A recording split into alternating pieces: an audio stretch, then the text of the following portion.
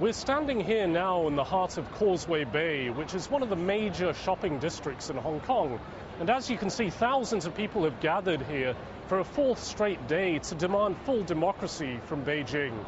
I'm James Pomfret with Reuters. This populist movement in Hong Kong represents perhaps one of the most serious challenges to Beijing's rule that we've seen for the past 25 years, since students in 1989 demanded greater political rights in Beijing during the Tiananmen Square pro-democracy movement.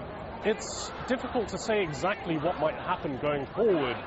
Analysts and sources that I've spoken to over the past few days, they say Chinese President Xi Jinping faces a dilemma in how to deal with this problem. On the one hand, if China's too tough in trying to crack down on this protest, it could really spook the markets. And on the other hand, if they're too lax, they fear that this idea of democratic rights, pushing for full democracy, could take root and spread across China.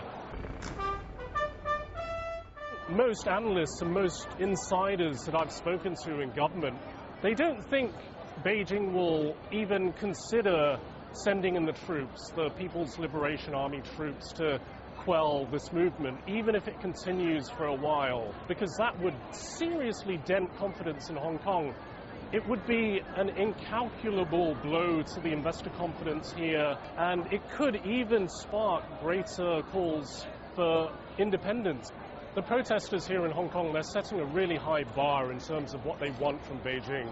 They want full democracy, and they want Hong Kong's leader, Xi Jinping, to step down.